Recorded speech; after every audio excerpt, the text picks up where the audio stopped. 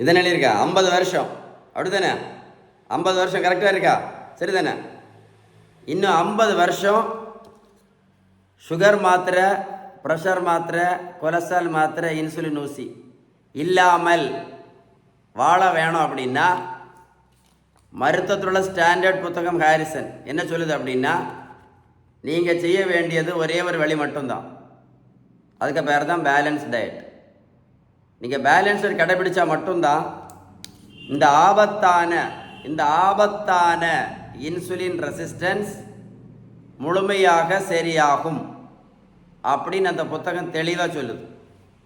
நீங்கள் balanced diet கடைபிடிக்கலைன்னா 50 வருஷம் மாத்திரை இன்சுலின் போட்டாலும் எந்த நோயும் கண்டிப்பாக சரி ஆகாது அப்படின்னு அந்த புத்தகம் தெளிவாக சொல்லுது. புரிஞ்சிருக்கோன்னு நினைக்கிறேன். இந்த வீடியோ தான் நீங்கள் என்ன பண்ண வேண்டிய வீடியோ, இதுதான் ஷேர் பண்ண வேண்டிய வீடியோ.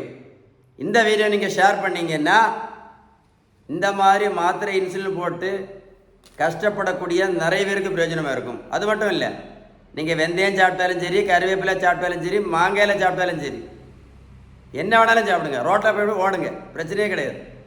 பேலன்ஸ் டயட்டு கடைபிடிக்கலேன்னு வைங்களேன், எந்த மாத்திரையும் இன்னும் 50 வருஷத்துக்கு நீங்கள் நடத்தவே முடியாது அப்படின்னு யார் சொல்லியிருக்கேன்னு நான் சொல்லலை, இந்த புத்தகம் தெளிவாக சொல்லுது. கரெக்டாக இல்லையா? சொந்த கதை ஒன்றும் கிடையாது. இதுதான் பேலன்ஸ் டயட்டோட பவர். யோசித்து பாருங்கள். சரியா?